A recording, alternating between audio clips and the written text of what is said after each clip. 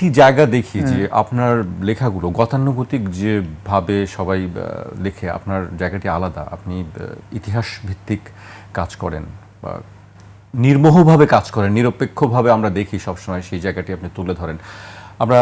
আপনি লিখেছেন সম্প্রতি যে ইতিহাসের দীর্ঘতম জুলাই মাস, এটি লেখা আমি পড়ছিলাম। আমি যদি 2 বছর পরে আপনার কাছে জানতে চাই যে 2 বছর পরে আসলে কেমন দেখছেন সেই জুলাইকে? না, আমার এই যে কলামটা ছিল ইতিহাসের দীর্ঘতম জুলাই, এটা জুলাই কেন্দ্রিকই ছিল, মানে লেখাটা। জি এখানে জুলাইয়ের কোনো মূল্যায়ন ছিল না। জি। সো 2 বছর পরেও যদি সেই জুলাইয়ের একটা আবেদন থাকে তাহলে একরকম হবে, আর যদি সেই আবেদনটা নিঃশেষিত হয়ে যায় তাহলে হয়তো অন্যরকম হবে। আমরা তো অনেক ঘটনাই ধরেন ভুলে যাই, বা নতুন একটা ঘটনা এসে পুরনোটাকে চাপা দিয়ে দেয়। ফলে আমরা যেমন 1971 এটা নিয়ে আমরা একটা প্রজন্ম খুব আবেগ আক্রান্ত হন, কিন্তু আমাদের 47 নিয়ে তেমন আবেগ নাই। আবার 47-এর প্রজন্ম তারা তো সিপাহী বিদ্রোহ নিয়ে মাথা ঘামায় না। তো হয় কি, একটা বড় বড় ঘটনা ঘটে গেলে পরে তখন আগেরগুলো এমনিতেই আড়ালে চলে যায়, নেপথ্যে চলে যায়, বা তার প্রাসঙ্গিকতা হারায়। তো জুলাইটা এখনও তরতাজা, এবং জুলাইয়ে যে একটা উলটপালট হলো, এটা শুধু সরকারে না, পুরো সমাজের মধ্যেই মনোযোগেতে একটা বিরাট ধাক্কা লাগলো। সামাজিক যে বুনন, এটা একটু নড়বড়ে হয়ে গেল, ফলে এটা রেশটা রয়ে গেছে।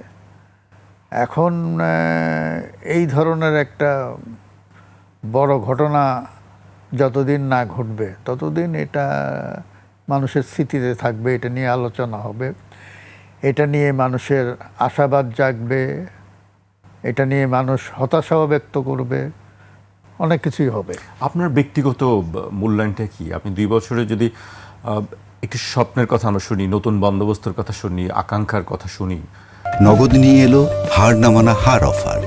সর্বনিম্ন 10,000 টাকা রেমিটেন্স নগদে পাঠালে থাকছে স্বর্ণের হার জেতার সুযোগ।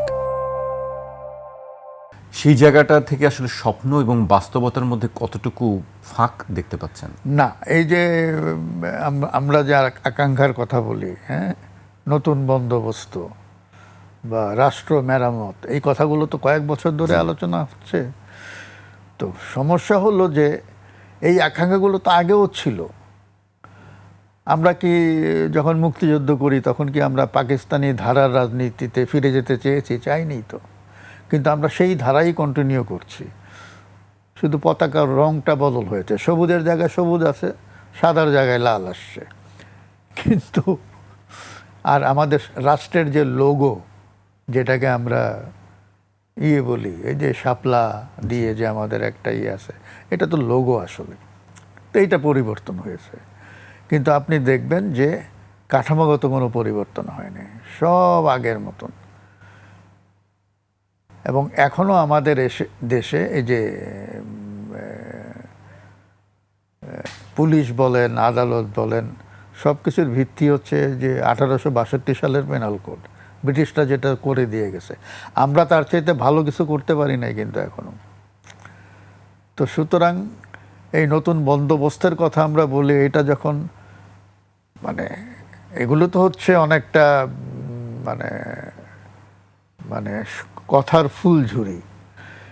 যারাই কথাগুলো বলছেন এই মানুষগুলো তো আগেও ছিলেন, তাদের এই মানুষগুলো তো পরিবর্তন হয় নাই, তাদের চিন্তা চেতনায় পরিবর্তন হয়েছে বলে তো মনে হয় না। যেমন এই পুরো 80-র দশক জুড়ে যে আন্দোলন হলো, সবাই ব্র্যান্ডিং করলো এরশাদকে স্বৈরাচার হিসেবে, কিন্তু আমি তো বলি যে এরশাদের চাইতে বেশি স্বৈরাচার, আরে এরশাদ কার চাইতে বেশি স্বৈরাচার, এটা যদি এখন তুলনামূলক ইয়াজ করে। এরশাদের লেজিটিমেসি নিয়ে একটা প্রশ্ন উঠতো, তো লেজিটিমেসিটা আসে কোথা থেকে? তা আমি একবার বলেছিলাম এক জায়গায় যে পরবর্তীতে যারা এসেছে তারা ডাবল স্বৈরাচার। তাই না? তো সুতরাং আপনি দেখেন এই যে 90-এ যে একটা আন্দোলন হলো, ছাত্ররাই ক্যাটালিস্ট, কিন্তু শেষের দিকে তো অন্য পেশাজীবীরা সবাই তাতে যোগ দিয়েছিল। তারপরে কি হলো? সেই আগের মতন।